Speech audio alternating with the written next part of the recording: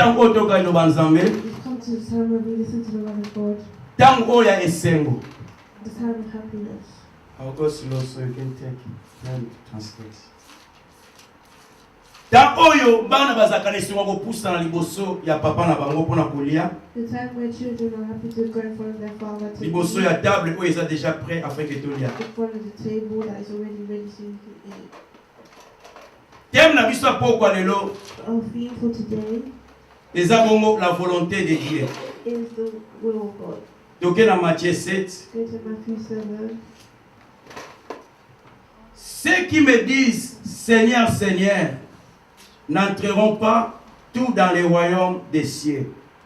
Mais celui-là, celle qui fait la volonté de mon Père qui est dans les cieux. Plusieurs me diront à ce jour-là, Seigneur, Seigneur, n'avons-nous pas prophétisé par ton nom? N'avons-nous pas chassé des démons par ton nom? Et n'avons-nous pas fait beaucoup de miracles par ton nom? Alors, je leur dirai ouvertement, je ne vous ai jamais connu. Retirez-vous de moi, vous qui commettez l'iniquité. Amen. Donc, on a la première partie, Lélo. The first part today. Deuxième partie next week. And Next the second Sunday. part will be next Sunday.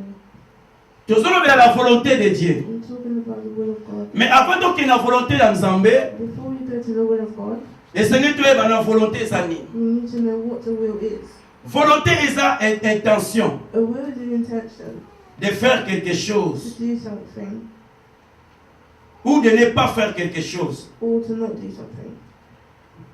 Donc, par définition, To definition, la volonté est sa bongo. the will is Intention, il y a pour ça quelque chose, il y a pour ça the intention to do something.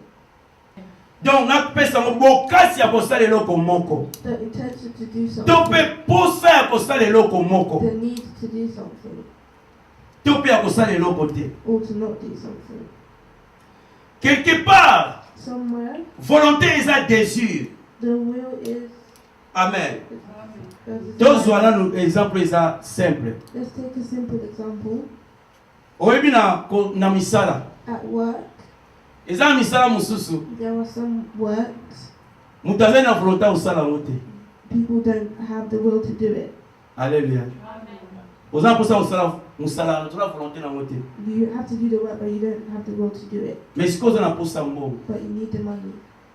Voilà pourquoi on a obligé ça musala pour ça mbongo. That's why you have to do that work to get. Mais na kati na yo moko. But inside of you, Oza na volonté wana te. you don't have the will. Mais ça na raison moko bozo pousser yo. But there's a reason that's pushing you Afin quoi accepter musala wana. to accept that work. Amen. Mais musala musala ko pesa yo. Some other works they'll Soki say, peno linga musala wana. if you really love that work, Okomona kozwa ngo pe na volonté nyonso tu. you will take it with O bana all usala your ngo bien. you will do it very well. Kolega kutu mananani manager wa pesa kyo musala wana. Better than the manager. Pona nini oza na volonté na yango. Because you have the will. Osepe na musala wana. You're happy with the Okomi will. pesa makasi afin kosala musala wana. And you will put it within your Mais soki ka eza volonté na yo te. If it's not your will, Obeta ngo mbamba. you will do it really quick. O Friday ba futa yo mbongo. So that on Friday they can pay. Alléluia. Volonté tozolobela. The will is what we'll be talking Définition musala volonté. about. Another Ndenge definition of tolobete will, eza désir. well, as you said, Quand on a désir desire, osala quelque chose. to have a desire to do Quand on a something, désir kolinga eloko moko. to have a desire to Quand on love a désir something, kotambola chemin tel. to have a desire to walk in a certain way, Volonté wana that will eza makasi. is strong. Oye, volonté ya na makasi na nzoto mutu afeka kosalika moko boye. It comes to strengthen a person's body Alléluia. to do something. Amen. Alors, tozolobela volonté ya Nzambe. We're talking about the will of God.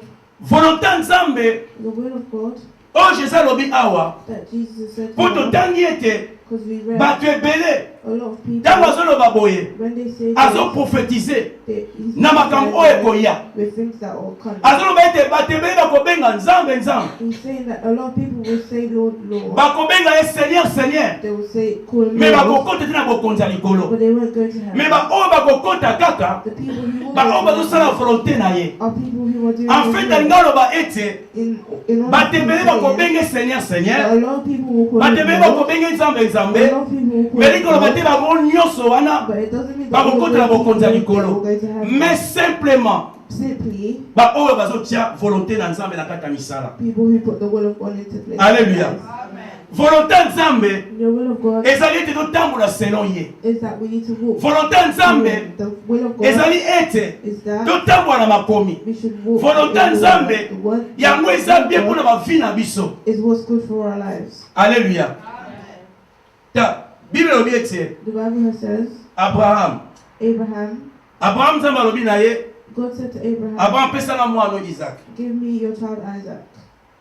sikoyo ifo kokanisa Now you need to think, mpasi nini abraham amonaki mpwazwa mwana na isaac what type of pain that Abraham took. azali mwana pendant très longtemps He had that child for a long et time. en plus nzambe alobaki ete na isaac And God said to nde ye Isaac, abraham akozala na postérité oyo ya molai that's how Abraham would have a long line of azeli mwana He waited for the na child. age ya likolo In the old age, nzambe apesi ye mwana God gave him a kaka ye child. moko nzambe Him, God aye alobi na ye and now said, abraham Abraham, pesanga isaac give me Isaac, mwana oyo kaka moko oza na your ye only child, mwana oyo ya promese the promised oyo nga child nzambe napesi yo that I have given pesa yesu to epa na you. ngai Give him to me again. mabele na seigneur Beloved in the bible Lord, elobi the ete Bible says abraham Abraham azalaki te contre volonté ya nzambe wasn't against the will of God. alleluya même azalaki na pasi Even though he azalaki was mwana na minyo he took that mais azalaki contre volonté ya nzambe te but he wasn't against abraham the will. atosi volonté ya nzambe Abraham had désir ya nzambe azalaki na yango the desire of God that he had for him, ete apesa ye mwana ne isaac that he should give Isaac atumbe to lokola God mbeka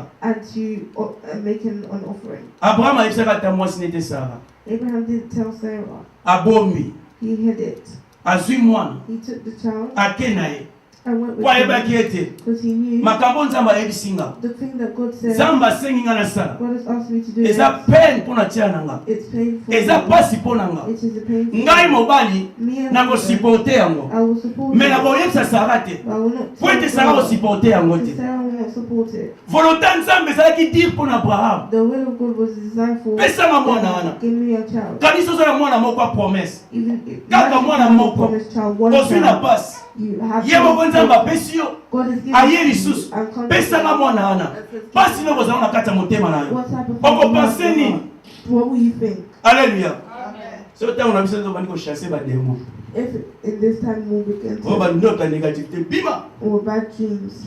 amen mais ezalaki volonté ya nzambe But it was the will of God. abraham andimi yango na pene nyonso tu Abraham accepted it with all pain. bible elobi ete ntango amataki likolo ya ngomba When Abraham went to the top of the alingi mountain, aboma mwana he wants to kill his child. nzambe atalaki nini pa abraham What does God see? nzambe atalaki motema abraham God saw the heart of Abraham. intention abraham azalaki na The yango intention of Abraham. atali in life. volonté abraham azalaki na He yango looked at the will of ntango Abraham. atali volonté wana When he looked ete at that abraham will, that Abraham akomi déjà prêt po aboma was ready to kill. en fait ntango atiaki mbeli When he put the abomaki knife up déjà and was already dead, alléluia n'est-ce pas jésus azoloba ete Jesus saying, avant meme osala likambo mabe before you do ntango something, okanisi kaka when you think, eza lokola osali yango déjà it's like you've already done it. alléluia donc so osali yango déjà You've already done yango it. moni meme na bajuge na biso awa That's why you see, so olobaki na likambo if you say something kena koboma yo that I will kill you, so moto ake ofunda yo if that person says évidence ezali the evidence is ozala there, na problème you will have a problem. c'est ainsi oyo elekaki pa abraham That's what happened. nzambe to atali Abraham. attention abraham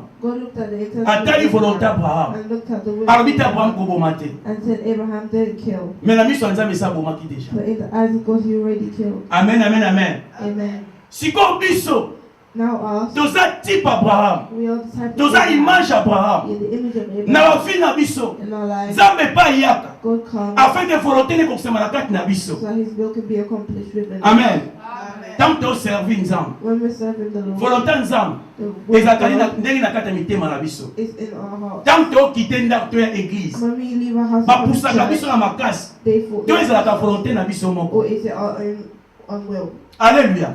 Tant que tu es dans l'église, When we come to donc tu church, fais un sacrifice. we want to give a Offrande de Dieu. or offering Le corps d'Abraham. like Abraham. Pas pour sa cabisso. Do they force Tu es us, à la volonté de la or biso. is it our will Afin que tu puisses pas ensemble. to give to God? Afin que nous ensemble c'est la biso. So God can give back. Tant que tu es à la prière. When we come to Tant que pray, tu es à la prière. when we pray, Tant que tu es à koyemba pour ensemble. when we go to sing for God, Est-ce que nous sommes dans la volonté? do we do it with Est-ce que la carte will? de thème à la Is biso? it in our hearts? Tu peux à la carte de la kene na accompagner. Or is it just so So ba moninga ite ba osepela. if they don't see me, they will not be So ba happy. moninga te eza mabemi. If they don't see me, it will be bad. Est-ce que eza la volonté na biso? Is it our own will? O ezo ta la carte ya mitema na That's biso. coming from our heart. Afin que tu aies la présence ensemble. So that we can come To in bon de God. l'ensemble. Let's Tant pray. que tu as la prière. When you come, Est-ce que tu as la volonté ou tu as la carte na yo? is it the will that's Et tu as prié. that I should pray? Alléluia.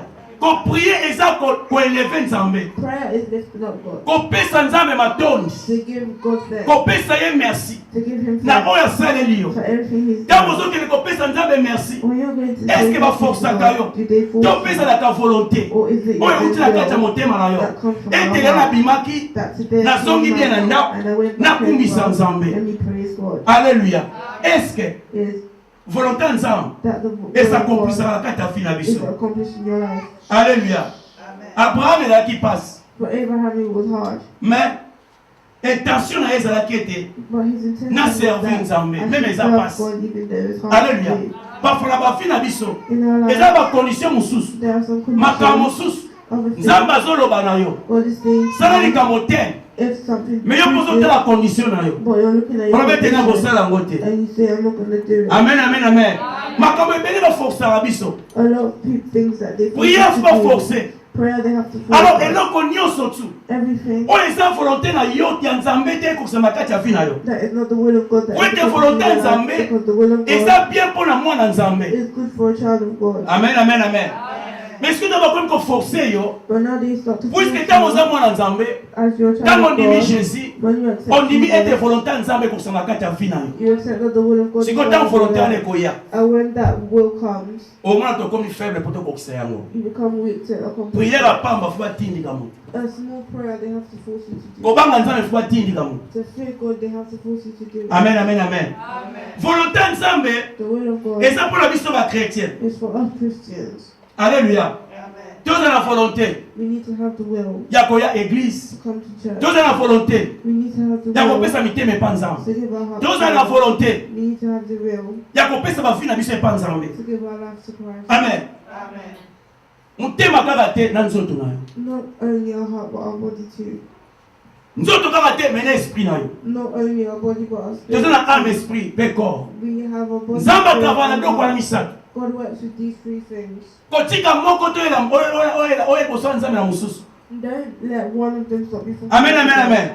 Ntango ozoya na nzoto na yo na église, When you're coming with your body, to ozokende na church, prière, you're going to pray. eza nzoto. It's body, Mais il se fait que but omemi nzoto mais volonté ya esprit na yo eza wana te. you might bring your body. to Yango church, nde nzambe but azolinga you're te. not there. That's what God Mais wants. tosala nzambe na volonté nyonso tu. But let's serve Volonté ya God nzambe ekosema kati ya vi na biso. so that the will of God can be accomplished. Alléluia. Amen. Nzambe ayebi God knows volonté na biso. our will Ponde toza boye. because as Biso bato mpe toza na volonté na biso ngo. we have our own will. Alléluia. Volonté na biso eza volonté ya nzambe mpe eza. We have our own will and there's God's will. Nzambe ayebi ete God knows moto na volonté na ye moko a person with their own will, aodétruire vie na ye moko. they can destroy their own life. Alléluia. Nde toza boye. As we hear, Soki volonté ya nzambe te, if it's not the will of biso God, mona volonté na biso with our own will, tokose détruire. we will destroy ourselves. Yango wana sikoyo toza na bénéfice That's why we have the benefit ya kondima nzambe, to accept Jesus, kopesa mitema epa nzambe to give our hearts to Jesus, e ya kotosa volonté na ye and to obey His will, afin que tovivre ebe na se mokili so oyo. that we can live well. Nzambe aélargi bamvula na biso ya se a. So God can enlarge our years with that. Soki lelo toza na baguerre If we have wars today, kuna eyindi to the kuna only eyindi eza mpona volonté ya motu. it's for the will of someone. Lelo soki tozoyinana If we're fighting today, tozobomana we're killing volonté wana ezouta na kati ya motu. that will come from someone. Motu moko afandi kaka boye, Someone who's just sitting like this afandi atali bon and looks and mpona says, ekonomi na biso ebonga, So our Faudrait qu'il y ait guerre quelque part. we need to have war somewhere. Amen. A imposé par tout sous. They impose others. Basali ko bandimé loko wana. They create a group Babandi ko bonga batu kuna. and they kill people Bango bazo yiba. and they're stealing. Alléluia. Basali loko na bango. They do that. Volonté à qui a moto a soit ébélé. Their will so that they Volonté à moto a dominer les colons moto sous. Their will so that they could dominate. Volonté à moto a sijeти moto sous. Their will so that they could reign over a person. A mater les colons moto sous. So that it go over. Voilà pourquoi tous les problèmes les là. That's why we have problems. Pour être volonté à moto. Because the will Et dirigeant car toujours makamba mabe. leads always be bad. Moto yemoko. A person Na volonté na yemoko. with their own Lorsque la volonté c'est un désir. as the will is a desire. Désir on est qu'on détruit et qu'on détruit yemoko. That desire will destroy themselves. Alléluia.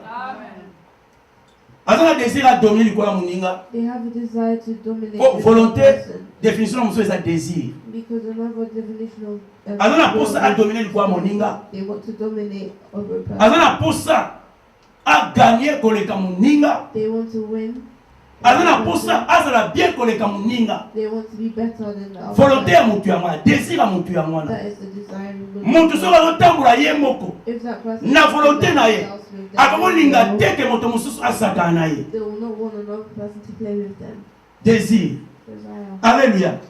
Yanga nzamba ayebi ete. That's what God Soki knows. totambola na volonté na biso, If we walk without him, toko se détruire. it will destroy ourselves. Batebele ba age koma mikie. A lot of people, their ages have Likolo na bango moko. because of their own. Tango so beta ngo ndoki te. It might not even be a Mais ye moko. but themselves. Po ete désir na ye, Because their desire ezo memela makambo mabe. brings them to bad things. Ba musu ba kufa na ba age ase. So people die at A really young. détruit corps na ye moko. They destroy their own A tie biloko mabe na corps. They put bad things Corps in ezo their supporter body, ce qu'on vivre te. and the body is not able to live anymore.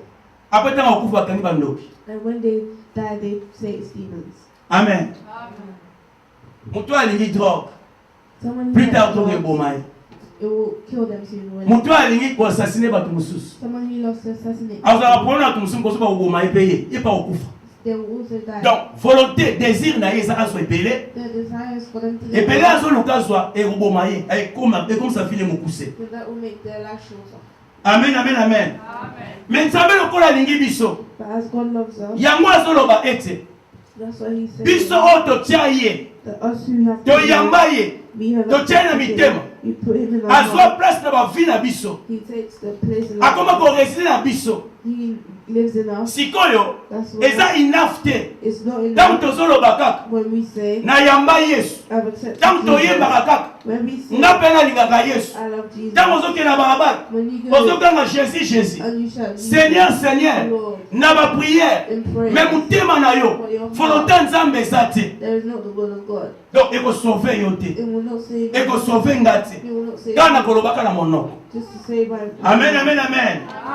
Kolobaka na monoko ya lingi Yesu. to save from him. Eza insuffisant pour ozala sauvé. It's insufficient Pour nga for nazala me to be sauvé. saved, for me to be saved. Ko déclarer To declare ete na lingi Yesu. that I love Jesus Ekoka te po tobika. is not enough for us to Mais eloko do, ezosenga eza volonté na ye. but it's His will. Esakompli na kati ya vie na biso. It needs to be accomplished. Volonté ya Nzambe The will of ezalaka God pasi is mpo hard bato basaisir yango. for people to see. Volonté ya Nzambe The will of ntango God mosusu ezalaka mapasi sometimes mpo is moto hard andima yango. for the person to accept. Volonté ya Nzambe The will of ntango God mosusu ezalaka pasi sometimes mpo moto atambola na yango. for the person to Pourquoi? accept. Po ete Why? volonté ya Nzambe Because the will of ezalaka au God contraire is a ya contrary volonté ya moto. with the will Moto aza na of posa God. akende biyenga. Someone is Eza that volonté na ye. is their will. Désir na ye. Their desire. Mais volonté ya Nzambe But the will of God ekoya elobi na te okende kuna te. will come and say, no, there's Vie wana eza ya yo te.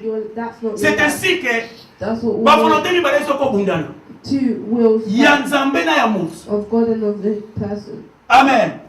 Volonté ya Nzambe na bafi na biso. The will of God in our lives. Amen. Volonté ya Nzambe The will of God. esengeli ekokisama na bafi na biso. It needs to be accomplished in our lives. Amen. Volonté na biso ena biso na mabanzela mabe. Our own wills can lead us to the Yango wrong. mona butu pe mo makambo ezobonga te. That's how we see there that Kuna the problème, wills kuna are- problème. Every day is a problem and Likola volonté ya moto. because of the will of a person. Amen.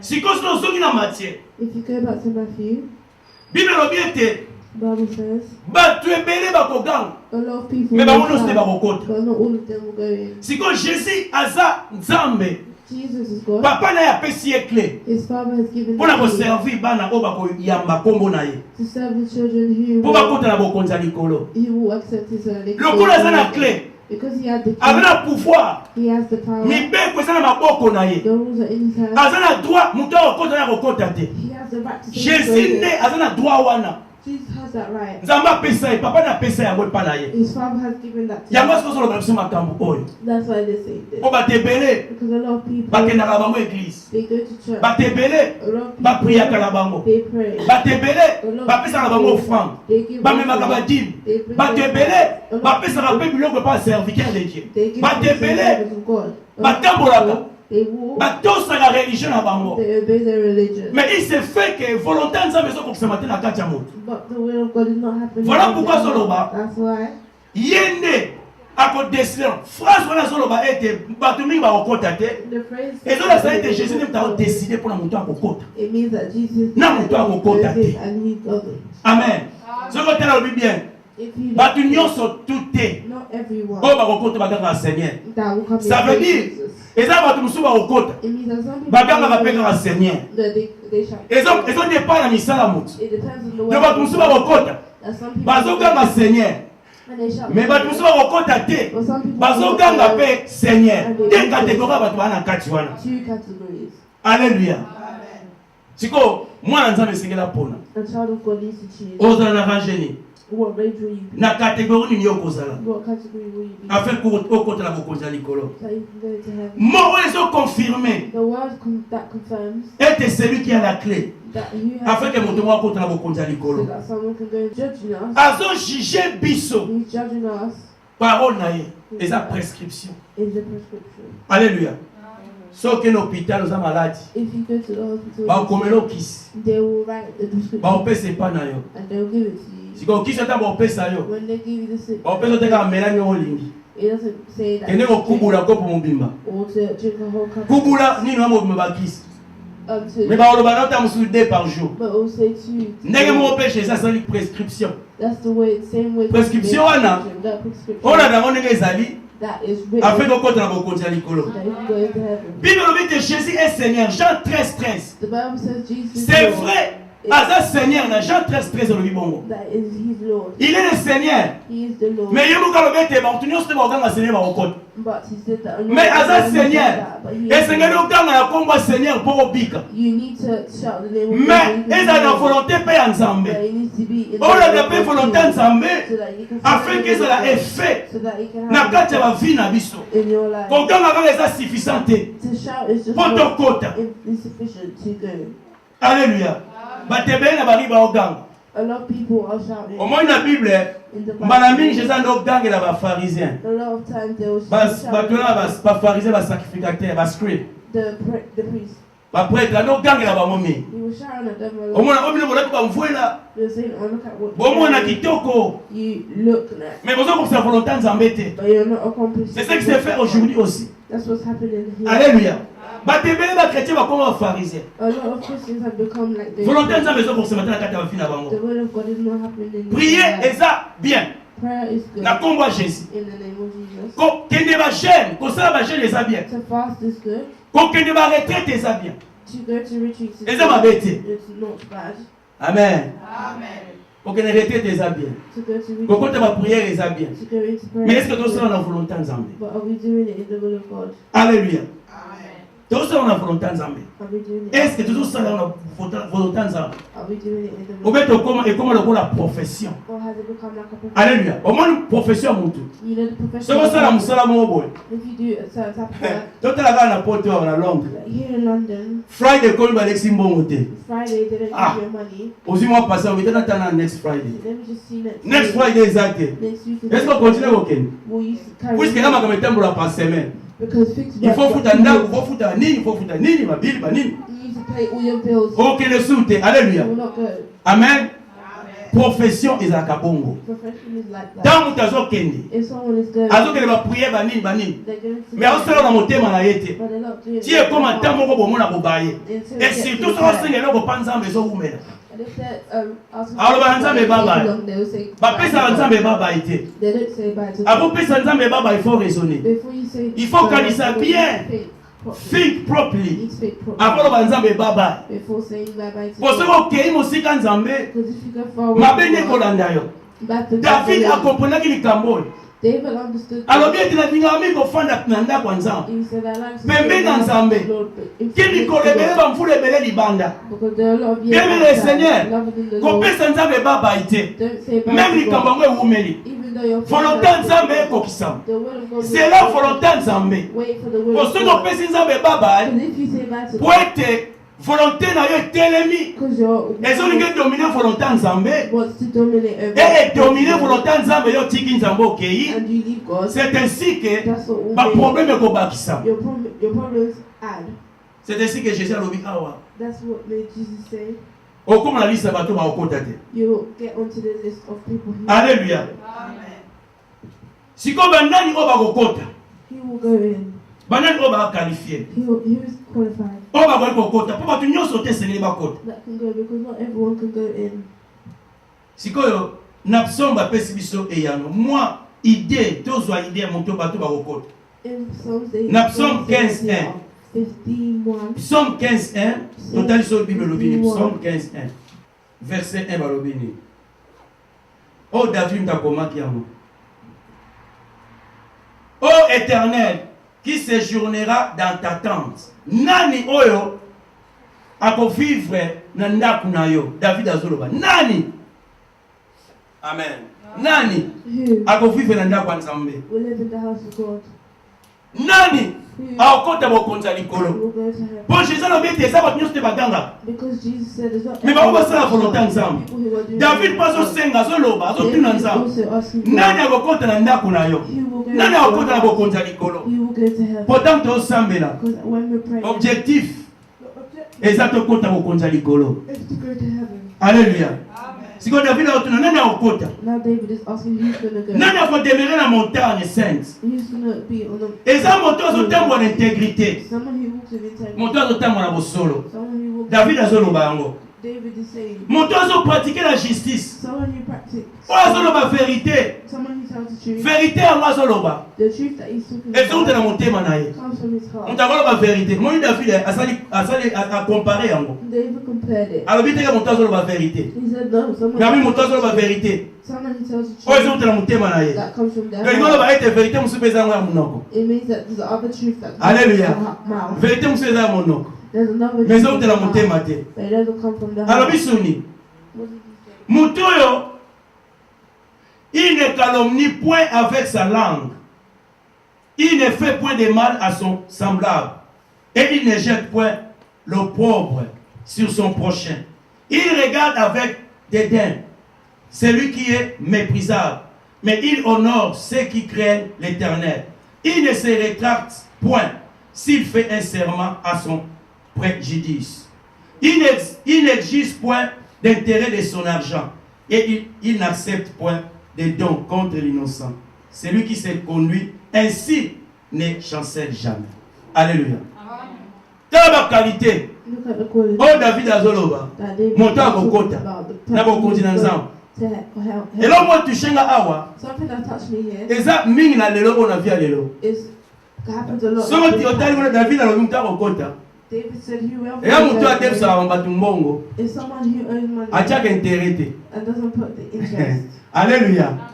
Achaka intérêt so abedie bisi mutu mbongo. and doesn't put Et interest touchenga mingi po eza me a lot makambo eza actuel. because it's real. Oyo ezopase actuellement. That happens. Alléluia. Amen. Achaka intérêt te so adebisi mutu mbongo. They don't put interest. Est-ce que mutu mbongo aza achaka intérêt? This is someone here that puts interest. Amen, amen, amen. Amen. Moto ya kokota Someone who will go in, aonoraka they honor parole na ye. his words. Soki abeti ayebisi mutu likambo fo anore yango yenda kokota. If they say something, they have to Bien, bien, their Seigneur. words. Beloved in the Lord. Eza kaka te tokanga Seigneur, Seigneur. We don't only just Ke have porte to efongameli say biso. that the door can be opened for Eza na baporte mosusu meni awa. There are other doors. Okoya pembe na porte okota na biro moko boye. You can come in Na ndako moko boye. and go to a house. Otelemi mpo okota. You stand Mais before avant it, okota, but before you esengi go oza in, na code. you need to have Obeta a code code afin que porte efongamela yo. to do the code so that Alléluia. Amen. Code wana ya lola Code du royaume des cieux. Et ça, volonté en Zambé. Et ça, volonté en Moutouté. Volonté, il y a pasteur. Volonté à docteur. Mais ça, volonté en Zambé. Amen, amen, amen. Gloire à Jésus. Donc, montez au Seigneur, Seigneur. Il y a le quoi monter au la formalité. Il y a la formalité. Dans le Seigneur, Seigneur. Mais volonté en Zambé, ça t'est. Nous avons une formalité. Alléluia. Et ça, le quoi la montée, c'est éloge, même pas mon inganaye. Azo sepelisaye. Ah, yo za danser. Ah, on a dit qu'il toque. You look nice. Makamosa mikolo sepelisanga. The things that you're doing today. Ba compliments so pesa pas mutu. The compliments that you give to azoka peta pesi au cadeau mon boy. It's like they give you a present. Cadeau lobe aussi là. That present. Et vous allez l'éternalité. It will not be eternal. Alléluia. Nzamba na posa ba compliment te kaka. God doesn't want compliments. Ala posa ba formalité te. He doesn't want your. Mutu ça la formalité. Ah, si kala sala ka musala oyo. Let me just do this work. Mais on a la volonté ta ko sala yango. But you don't have the will to do it. Amen, amen, amen. Mais nzamba na posa. But God needs mitema na biso. our hearts. Epesa mepa na ye. To be given to Him. Tous à l'obéissant. We need to be Obéissante. obedient Liboso nzambe. before God. Afin que quand on Seigneur, Seigneur. So that when we do something, Volonté nzambe za na kati wana. the will is inside. Et volonté nzambe zo kokosema na kati ba vie na biso. And the will is being accomplished in our lives.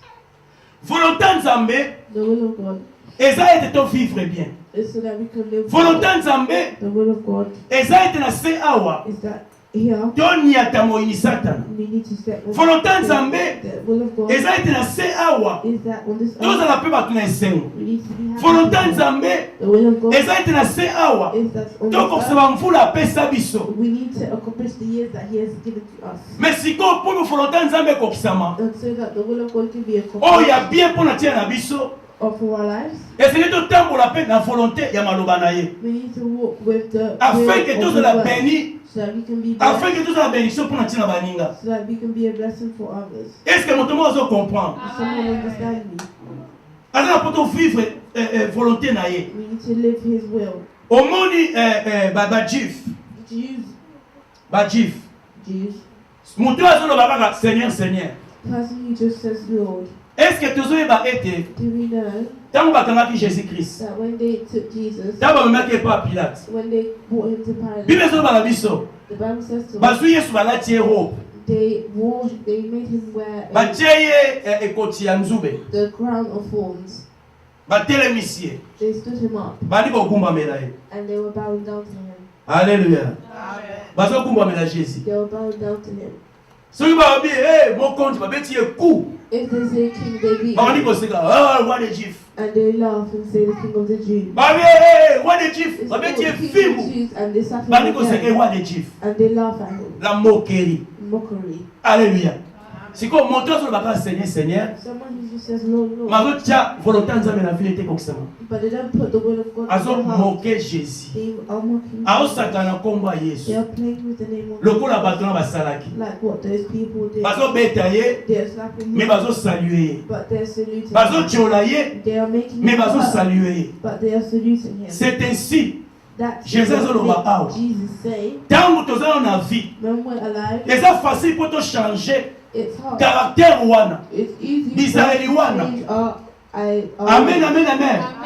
Tant que tu seka Jésus-Christ, When they were laughing at bazo Jesus, beta ye bazo seka. they were laughing C'est at ainsi que him. nzambe bazo qualifier biso. That's what made Jesus Tant laugh nyonso at us. tu, Every time tokokende église, we go to na church, monoko na biso. in our Tant minds, nyonso tu, we go, donc sa volonté nzambe we te. will accomplish Bande the ko will bayebi of toza God. ba chrétien. People say we Mais volonté Christians, nzambe na kati na biso eza te. but the will of God is Volonté na biso inside ezo us. dominer. The will of God is C'est ainsi que dominating. eza lokola tozofinga Jésus-Christ de Nazareth. It's like Tozomeka we're bajoke na kombo ya Jésus. joking with the name of Jesus. Yango wana oyo ezosignifie awa. That's what is signifying here. Yango wana ntango toza na vie When we're still alive, tozochange yango. we can change. Amen, amen, amen. Tozomoke Jésus mbala mingi na bavie na biso. We mock Jesus a lot in our lives. Na kati ya banzembo In Psalms, moto azoyemba someone ete said azokumbisa nzambe that he's praising na God monoko nazokanga with his mouth. Seigneur akumbisama Lord, me na we pray. motema na But ye in his heart, en réalité Seigneur wana aza te in reality, the Lord isn't there. bato bazosala banzembo A lot of people are making bazoloba songs. ete nzembo ya nzambe They're saying that it's gospel. topesi nzembo epa nzambe We give this nayembi song to yango mpo God na nzambe and sung it for me na God. kati ya vi na ye But in their volonté ya life, nzambe ata moke eza te the will of God is not there. azotambola na volonté na ye moko They are walking with their own volonté na will. ye eza désir ya mokili Their will is the mposa desire of mokili nano the world. esuka te na kati na ye The desire of the world hasn't ended in their lives.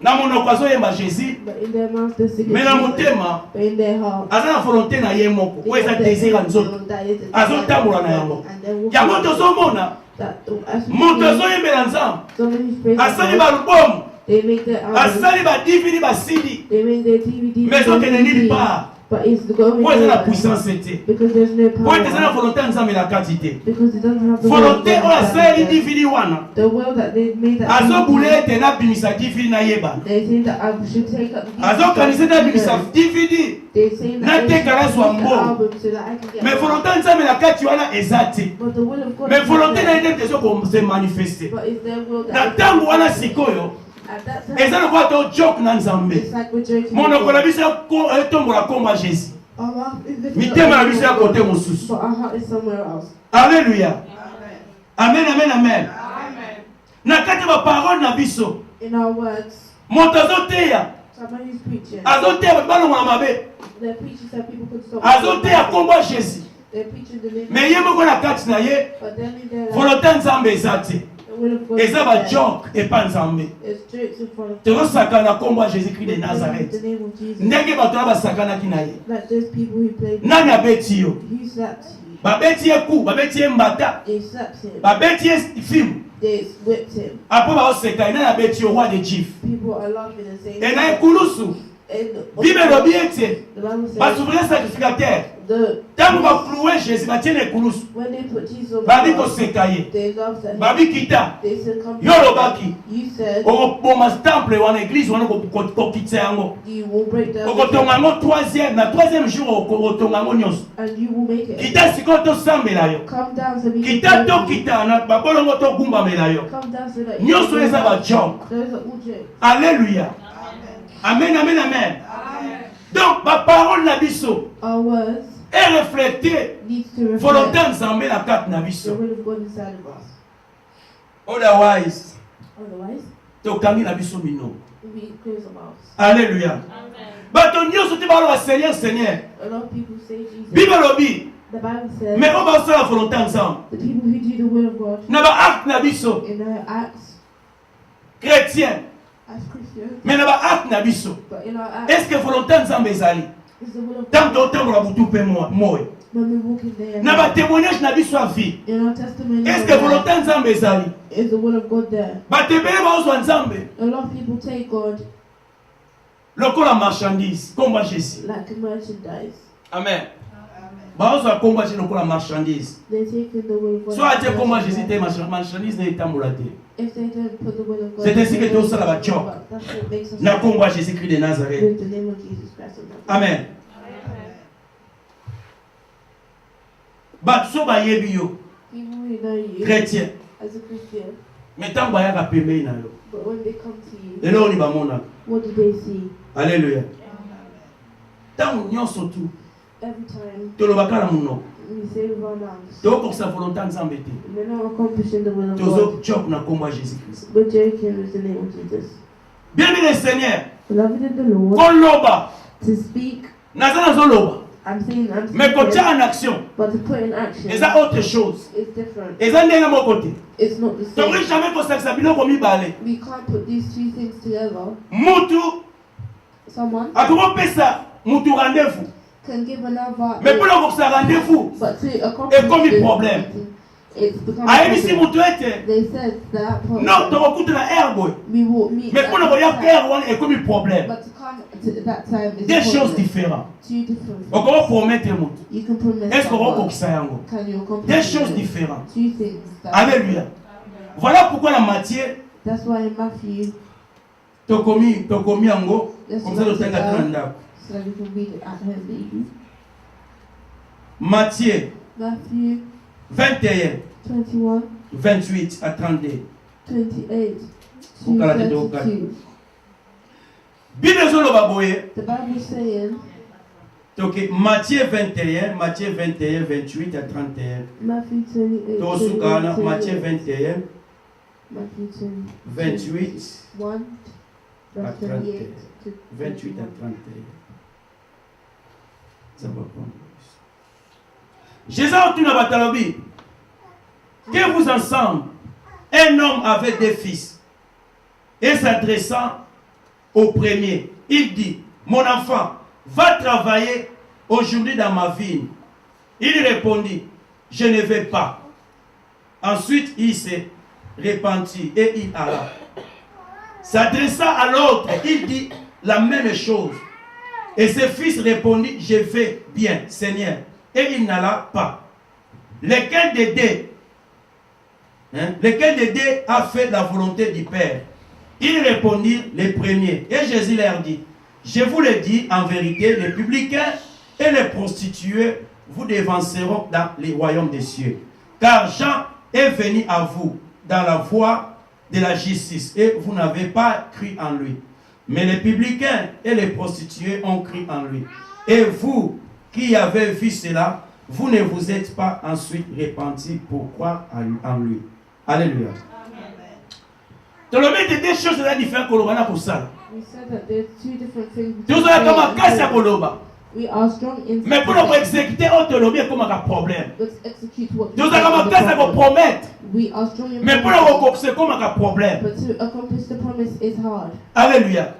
Tu as comme casse à faire sa alliance, pour ça l'alliance. We are good at making Il y a un tiré au sein de l'alliance pas pas. That's why you need to stop making Alléluia. with others, Si tu là-bas, with people. hein? Là-bas, tiré au sein de l'alliance pas. Stop making confidence. Bible lobby était. The Na Bible monoko says, na yo. in your mouth. Oui est à la oui. Yes, Non est à la non. yes, and no. Ce que nous avons bon côté. If you have no money, Compromettre mon touté. don't promise someone. Alléluia. Compromettre mon touté. Don't promise Puisque someone. ah les autres loba été. Because the Pour Bible loba, says, na pour ça les gens différents. and to do is different. Alléluia. Tant on lance liloba. If you say a Et word, Seigneur oh respecter liloba ana. you need to stand. Bible lobi awa. The Bible says, Ndenge to loba Seigneur Seigneur. as you say, Lord, Na ça la volonté ensemble c'est deux choses différentes. and to work for God. Donc, is two koloba ka different Seigneur Seigneur, things. To say God eza eloko mosusu. is one thing, Kokota royaume des cieux, and to go comme ça la to volonté God, ensemble eza eloko mosusu. to do the will of Ya moi God. je sais to loba boye. And the Avec Bible says, ba montu moko na debang. someone had two children. Avec mwana liboso. They called their first Abine child mwana kene ko sala bidangalanga. and said, go to. Mwana liboso lobini. And what did the first child say? Abina boy na okete papa. I'm not going to. Azali catégorie. It was a child. Catégoriquement à boy. He said no.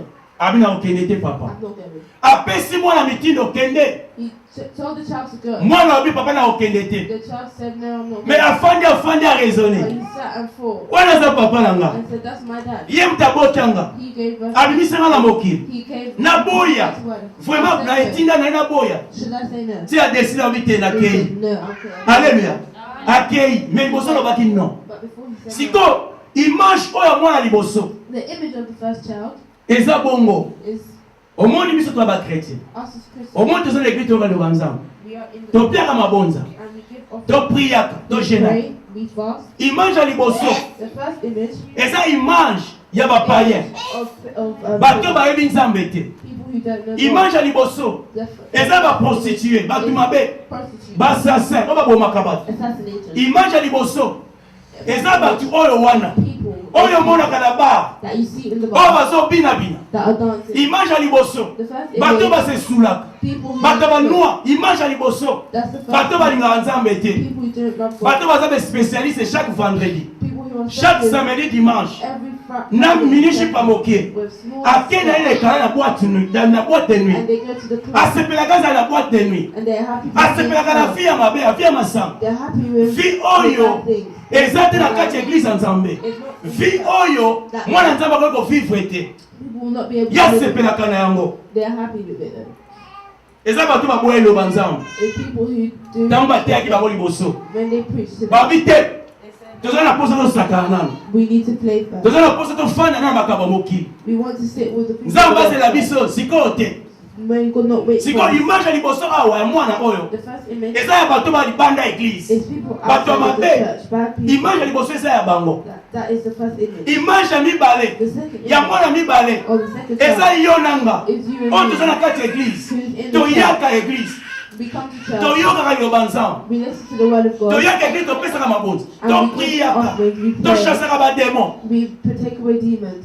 Mais ce qu'on volonté nzambe. But the will of God Na vie na biso eza te. in our lives is not. Mais tozochasse badémon. But we still believe Volonté that nzambe. the will of God Na bandako na biso eza te. in our lives is Mais not. tozoluka kimia. But we're looking for Volonté peace. nzambe. The will of God. Tozotia ngo na misala te. We're not putting it into Mais practice. tozoya touche na église. Tokimaka pe église te. But we keep Volonté on nzambe church. ezokosarte me na kati na biso. It's not being accomplished now. Eza image There's the image ya mwana mibale. of the second child. Oyo ntango batindi ye, papa atindi ye. When she said Andimi he said yes kokende. to go. Mais eloko ezokamwisa ete. But the thing that's Andimi kokende. he said Alobi to papa go. na He kokende. said I will go. Na monoko alobi papa na kokende. He said in his mouth I Mais will go. volonté na kati ya kosala yango eza te. But he didn't want Bible to elobi do ntango it. papa nalobi na ye. The child said when he's Alobi papa na child kokende. Masai na fandi. I'll go, but he sat. Akendaki te. He didn't go. C'est ainsi que bato toza na église. That's what made them go Oyo to church, tosala volonté ya nzambe te. to do the will of God. Alléluia. Tondimi nzambe. We accept Jesus, Mais tozosala volonté na ye te. but we're doing his will. Tondimi nzambe. We ask God, Mais tozo koona ye tokopesa honneur te. but we're not honoring him. Yango quelque part Bible eloba na Isaïe. That's where somewhere the Bible says in Isaiah, Bible elobi ete soki naza papa na bino wapi honneur nanga. the Bible said, if I'm your Biso father, todemere na kati église. Alléluia. we're saying in the church. Siko Bible elobi ete mwana liboso. The Bible says the first child, Oyo alobi na kokende te. he said, I will not go. Eza bato tolobi aza libanda. It's people who are Balingi outside, nzambe te. they love, they Mais love God. après, But after, bazwi grâce they take the grace ya koyamba Yesu Masiya. to accept Yango Yesu Jesus. nasuka alobi ete That's why at the end they said, bato oyo basaodicien the people, bato mabe wana those bad people, bakokombata liboso they'll become bakokoleka biso. he can come after Alléluia. us Ntango toza na église when we're at church. totia volonté ya nzambe ekokisama bafi na biso. We need to put the Sino te omoni bato wana tofinga those people that bata we say, tolobelaka mabe. that we say that bad Un jour omona baye baleki biso. one day they come before Un jour omona baye bakoti bokonzi ya mikolo. one day they will go Mais biso before. todemere banda kala. But we wait for Volonté ya God nzambe ezokokisama te and the will of God na kati ya bafi na biso. in our lives. Alléluia. Est-ce que tokompare iloba nzambe? Do we understand? Amen. Nzambe azaposa volonté na ye ekokisama na vi na biso. God wants his will to be accomplished Afin que tozala bien na mokili oyo. so that we can be good Afin que in the world, totambola bien. so that we can walk well. Volonté ya nzambe The will of God yango wana eza bien mpona bafi na biso. is good in our Eza bien lives. mpona basante na biso. It's good for our health. Eza bien mpona mabota na biso. It's good for our Omoni volonté ya family. nzambe. The will of God, Soki na kati ya ndako if in the house, mwasi yango atambola volonté ya nzambe. a husband and wife, Oyebi ke ezala mpasi ba des autres ezala. it's hard for them to Ekozala nango me kokoma te na baniveau moko ya likolo. it will be there, but it won't. Tala bénéfice ya volonté ya nzambe na bandako na biso. That's the benefit of the Bénéfice will of ya volonté ya nzambe The benefit na kati ya of God bafamille na biso. in our families. Ekozala mpasi bana babeba. It's hard for children to Volonté ya do nzambe. the will of God. Alléluia. Tokanga ngaka te Seigneur Seigneur. That's not only shown. Tokokisa volonté ya nzambe We need to accomplish na the kati ya will bavi na biso. in our lives. Eza bénéfice. It's a benefit Ntango tovivre na se awa. when we live in Bamvula the biso ekende liboso. Tobakisa bamvula. You need to Eza act. bénéfice. It's a Kimia na benefit. mabota na biso.